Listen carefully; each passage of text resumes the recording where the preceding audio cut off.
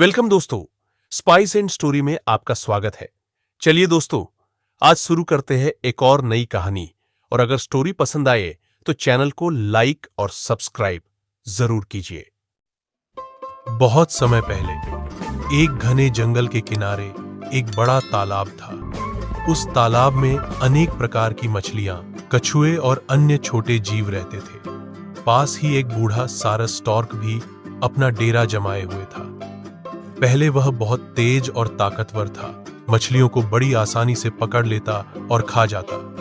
लेकिन उम्र बढ़ने के साथ उसकी ताकत और चुस्ती कम हो गई। अब वह मछलियां पकड़ नहीं पाता था। भूख से उसका हाल बुरा था। सारस ने सोचा, अगर ऐसे ही हाल रहा तो मैं भूख से मर जाऊंगा। मुझे कोई चाल चलनी होगी। कुछ देर सोचने के बाद उसने एक योजना बनाई। अगले दिन वह तालाब के किनारे बैठा रहा, पर मछलियां पकड़ने की कोशिश नहीं की। उसका चेहरा उदास था।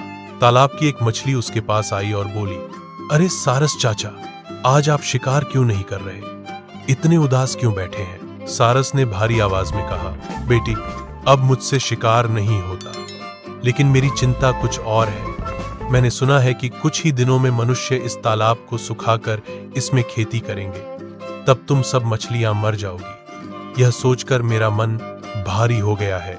मछली यह सुनकर डर गई। उसने जाकर बाकी सबको बताया। जल्द ही तालाब की सभी मछलियां, कछुए और मेंढक इकट्ठा होकर सारस से पूछने लगे, सारस चाचा, अब हम क्या करें?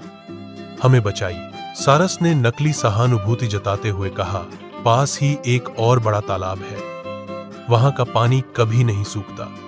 अगर तुम चाहो तो मैं एक एक करके तुम्हें अपनी पीठ पर बैठाकर वहां पहुंचा सकता हूं।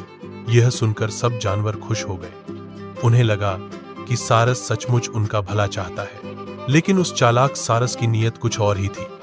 दरअसल वह हर दिन तालाब से एक एक मछली अपनी पीठ पर बिठाकर उड़ता और पास के जंगल में ले जाकर उसे खा जाता। हड्डियां झाड़ियों में फेंक देता। दिन बीतते गए और मछलियों की संख्या कम होने लगी। लेकिन बाकी मछलियां यही सोचती कि उनके साथी नए तालाब में जा पहुंचे होंगे। तालाब में एक चतुर बूढ़ा कछुआ रहता था। उसने गौर किया कि जिन साथियों को सारस ले गया वे कभी लौटकर मिलने नहीं आए। उसे शक हुआ। एक दिन कछुए ने कहा, सारस चाचा, अब मुझे भी उस तालाब तक पहुंचा दो। सारस ने मन ही मन खुशी मनाई। उसने सोचा, मोटा तगड़ा कछुआ आज मेरे पेट की भूख मिटा देगा। वह कछुए को अपनी पीठ पर बिठाकर उड़ चला। जैसे ही वह जंगल के ऊपर पहुंचा, कछुए ने नीचे झाड़ियों में ढेर सारी मछलियों की हड्डियां बिखरी देखी।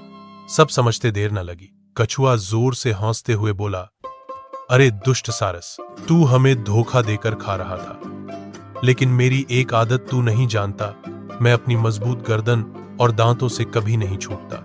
इतना कहकर कछुए ने अपनी मजबूत चोंच जैसे मुंह से सारस की गर्दन पकड़ ली। सारस दर्द से चीखने लगा, छोड़ दे मुझे, छोड़ दे। लेकिन कछुआ कसकर चिपका रहा। सारस डर से कांप उठा और सीधे तालाब की ओर लौट आया। वहां पहुंचते ही बाकी जानवरों ने देखा कि सारस घायल हालत में आया है और कछुआ उसकी गर्दन से चिपका हुआ है।